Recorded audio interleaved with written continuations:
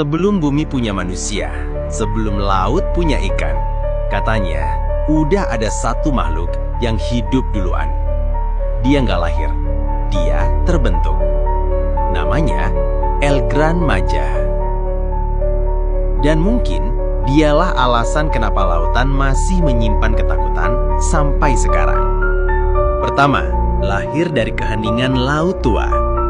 Menurut legenda fiksi Latin kuno, El Gran Majah muncul dari laut pertama, laut purba yang terbentuk sebelum ada kehidupan di bumi.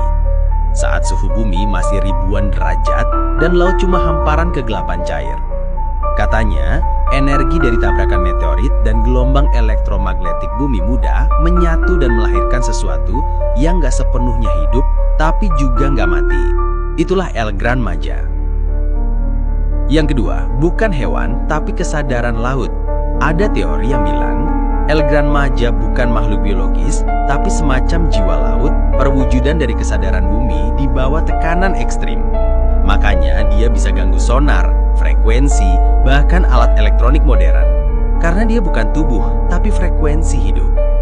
Yang ketiga, kenapa nggak pernah naik ke permukaan? Ada dua versi. Versi pertama bilang, dia cuma bangun kalau ada gangguan besar di laut, kayak gempa bawah laut atau uji nuklir. Versi yang kedua, yang lebih serem, dia sebenarnya selalu sadar, tapi sengaja tidur di kedalaman karena tahu kalau dia naik, laut bakal berontak. Tsunami, badai magnetik, dan gelombang laut global katanya cuma denyut nafasnya.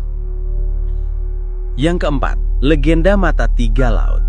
Beberapa peta kuno Laut Atlantik menggambar simbol tiga mata besar di tengah laut. Disebut Ojos del Gran Majah, mata dari El Gran Majah. Menurut cerita, itu tempat di mana laut bernafas. Setiap beberapa abad, muncul arus panas dari bawah situ, seolah ada sesuatu di dalamnya yang lagi gerak perlahan. Yang kelima, kisah yang gak pernah dihapus. Tahun 1978, ada ekspedisi bawah laut yang hilang kontak di Samudra Atlantik. Sebelum sinyal mereka putus, log terakhirnya cuma bilang, "Kami melihat cahaya biru bergerak di bawah kami. Ukurannya gak bisa dijelaskan." Setelah itu, gak pernah ada kabar lagi.